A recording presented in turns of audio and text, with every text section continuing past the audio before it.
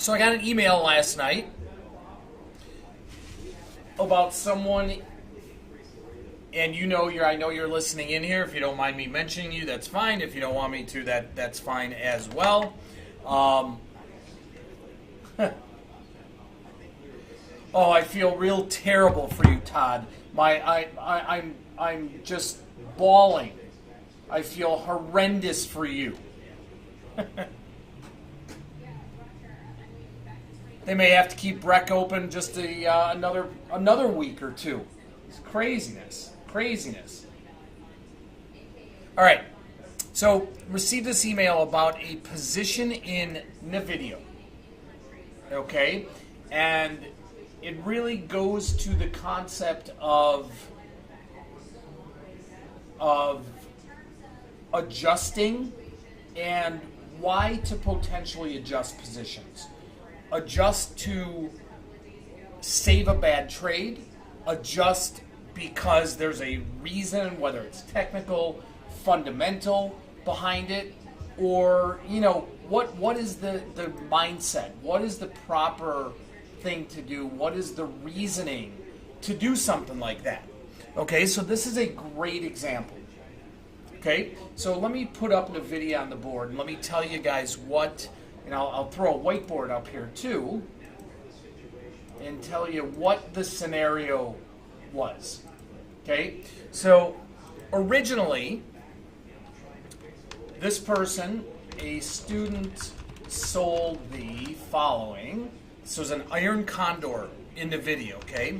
It was the May 10th, 200, 210, and 177.5, 167.5 iron condor for a $2.23 credit. Okay? Now what I don't know is where the stock was at the time. Although, since I know you are in the room, maybe you can help me out here. Okay, but I'm assuming if it was a delta neutral-ish type of setup with an expected move to either side there, the stock was probably around 188, 190, something like that. Okay? So, this person closed and I'm just typing exactly what they typed me because I want to use this terminology because I think it's very, very helpful in explaining the thought process of what to do here. Closed the good wing, okay, the 200, 210 for 10 cents. Whoop, I put 201, should be 210, my bad. Okay, so it's obvious that after this iron condor was put on, what happened to the stock?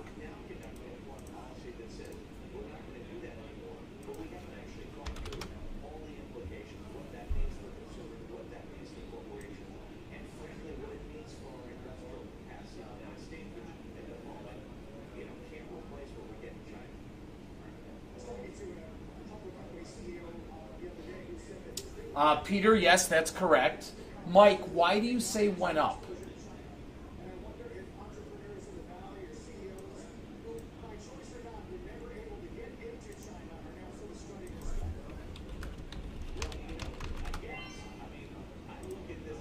Okay, cool. Okay, so we know that it went down, not from looking at a chart, which we can obviously see right here. But we know it went down because this person said that they closed the quote-unquote good wing for a dime. Okay? Meaning that the price of that call spread, the short call spread, the 200, 210, really diminished. It dissolved, right? So, number one,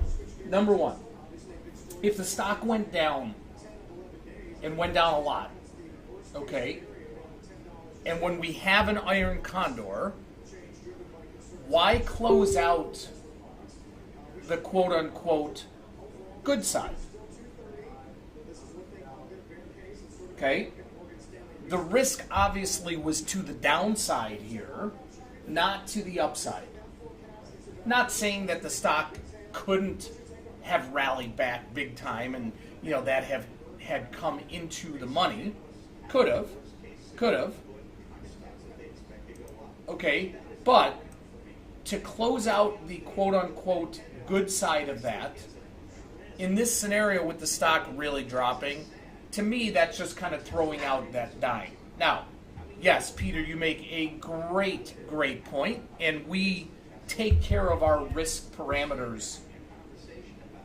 We hold that close to the vest, right? We never keep additional risk out there. So you make a great point, why not close that out? Well, the risk here was really to the downside.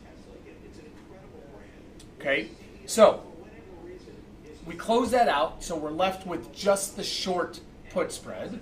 So left with just the 177.5, 167.5 short put spread for basically a net credit of $2.13.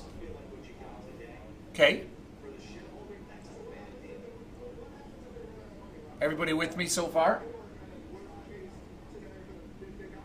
Now, also looking at NVIDIA here, this was put on for an earnings play. Okay, earnings were back on the 16th.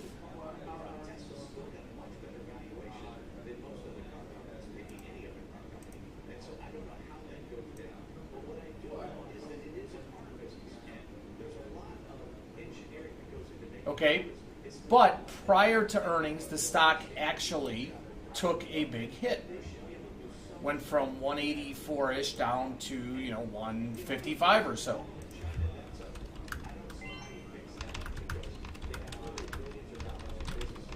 I'm actually messaging with our student right now. I just want to make sure it's okay to use his name. Not to call him out, but just because I want to get a little bit more information here. Okay, so stock goes down. Okay, Robert, thank you. Stock goes down, and then the decision is, okay, I have this position that obviously didn't work out. Do we cover it? What is the proper risk protocol?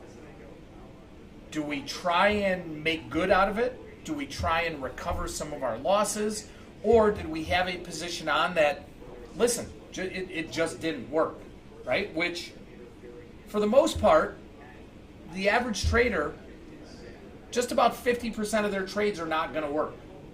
If you're a good trader, 45% of your trades are not going to work.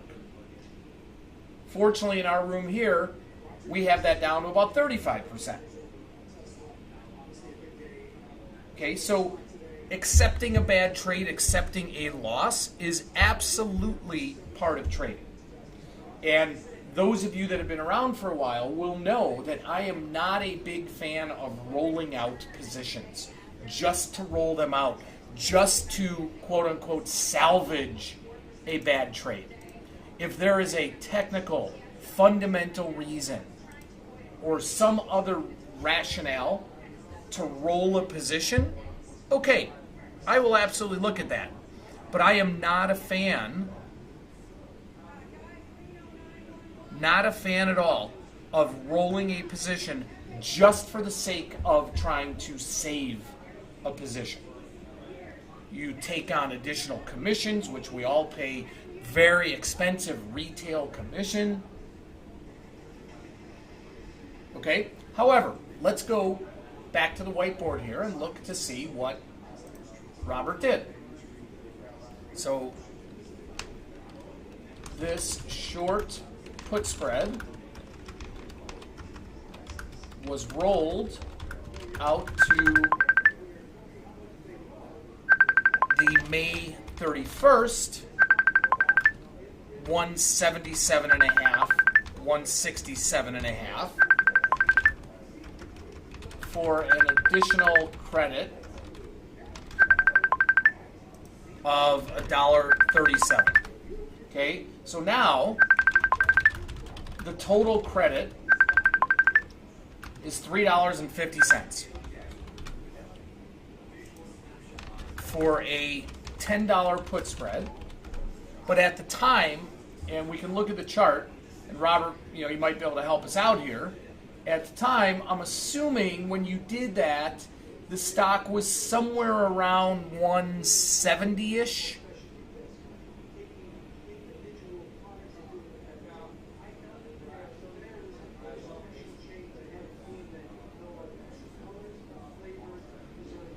No, that's okay. Okay, so now I've got $3.50 credit, $6.50 risk. Okay, and NVIDIA is now down at 155. So the question becomes, what to do? What do we do? Well, as the crypto traders would say, you could hodl, hold on for dear life, right? And just kind of wait to see what happens, knowing what the maximum exposure is, knowing what the maximum risk is. And let's see what that thing is currently trading at. Okay, right now it's trading close to that maximum risk. It's trading, let's call it $9.50, round that out. Okay, so in my opinion, at this point, I wouldn't do anything.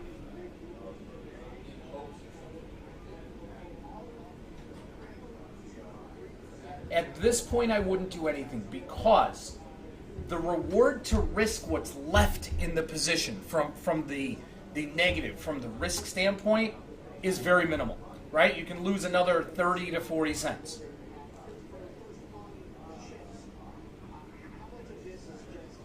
I would not roll this out again. I would not try and buy myself more time. Okay? I would not have rolled in the first place, and that's not the Monday morning quarterback speaking, being able to look in the rearview mirror and say, oh, that was such a bad thing to do. You guys know my opinion on that. Okay? I would not try and make this so convoluted that you now add risk to the position.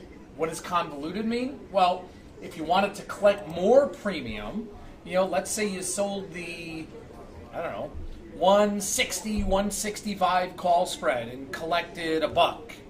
Great, I collect another $1, but now I'm adding on more risk.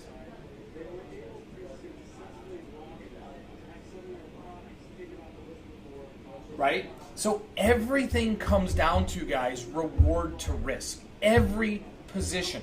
Was the initial trade of $2.23 on a $10 wide iron condor, was that a good trade to make? Good from the fact of how we monitor reward to risk? I don't have enough information from Robert to really analyze that. I can tell you my gut tells me no, it wasn't.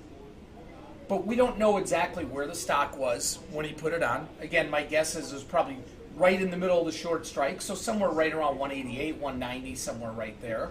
We don't know what the expected moves were, which would all factor into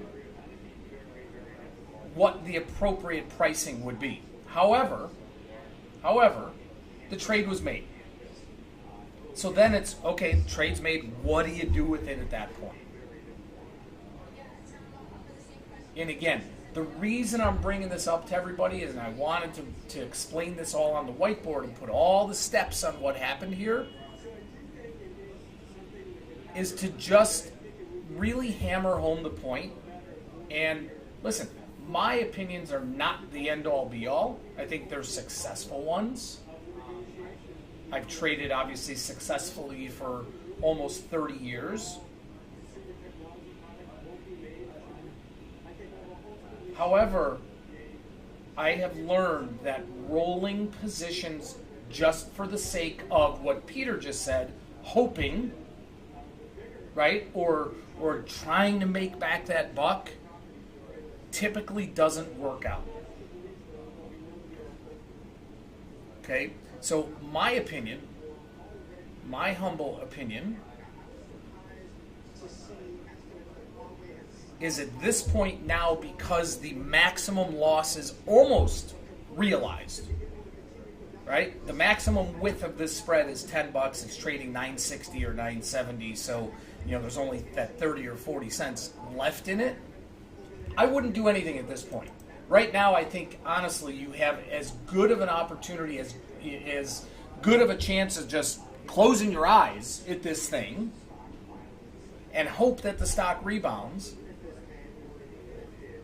as opposed to, all right, it doesn't, and you lose that extra 30 or 40 cents.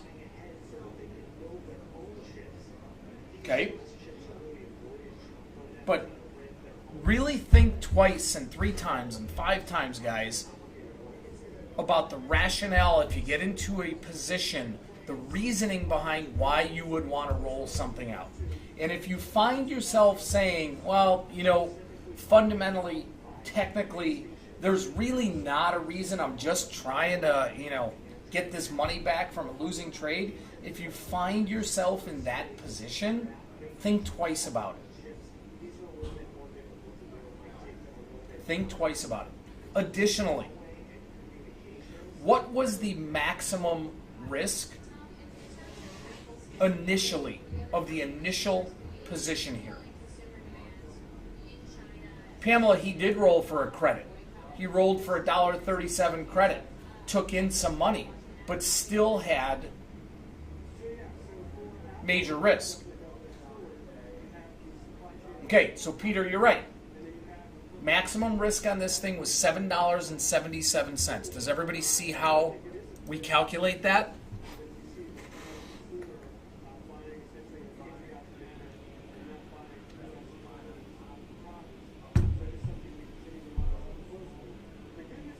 Okay, so when you first put on a trade, okay, it's obviously imperative and incumbent upon you to realize what the risk is. Not so much what the reward is. What is the risk? Okay, yes, this trade was risk defined. Just like all of our trades are risk defined. Okay, the max that could ever be lost here was $7.77. So it's risk defined. However, what was the reward to risk? Are you getting paid enough reward for the risk you're taking? And if you're comfortable with that, and Robert, maybe you are comfortable with this. And if you're comfortable with that, that's fine, but you have to know what that hard number is. Right? Are you comfortable going into this trade knowing you could lose $777 per each iron condor that you put on? And if you are, okay.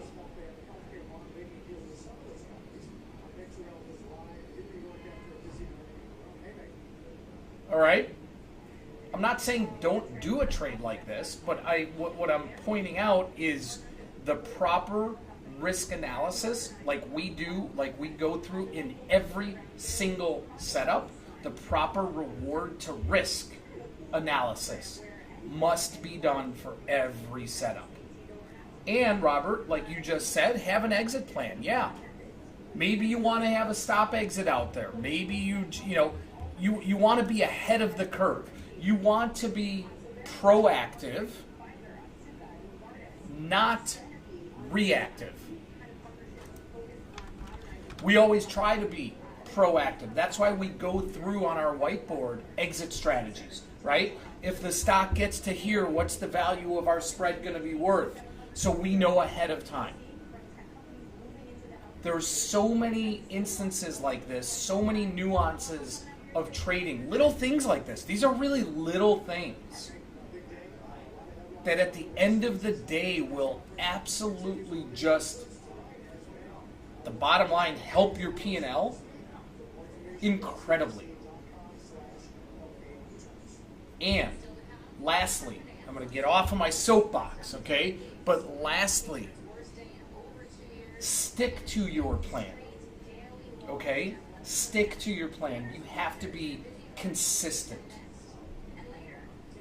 okay? It's so easy to say, oh, I'm going to hold on for one more day. Or, boy, the stock is really recovering. It looks nice. We're going to hold on for one more day. That sort of thing. You have to be consistent in your decision making.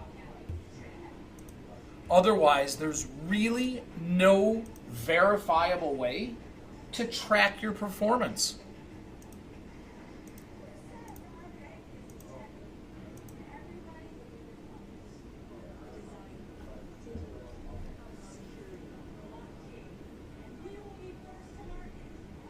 All right? Does that all make sense? I mean, I'm hoping this was helpful for everybody. I think it was a really good example of just, rolling, not rolling, reward to risk. What do you do? Because we all get in these situations. We get in them almost every day.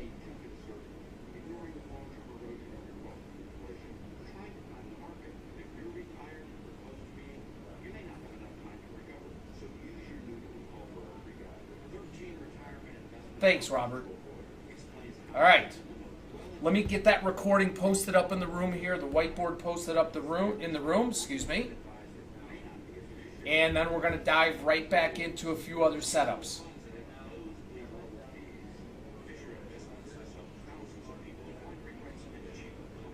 Okay? So Robert, we don't have a target trade. We were just evaluating it earlier.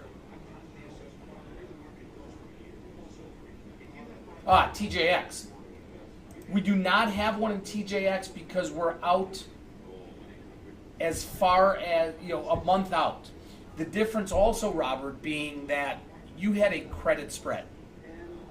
Your spread, you were giving up 3-to-1 odds, right? You collected 2 1/4, whatever it was, 223 to lose 777.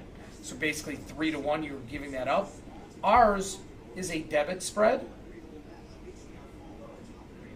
Doesn't make the loss any less painful, but we also have a lot more time here.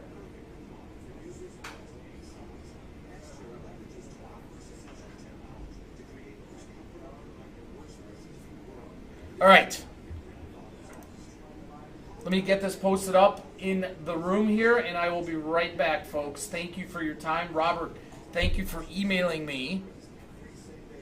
And as most of you know, I am, probably too accessible, extremely accessible. And if any of you ever have positions you want to discuss or anything else like that, let's do it. Okay?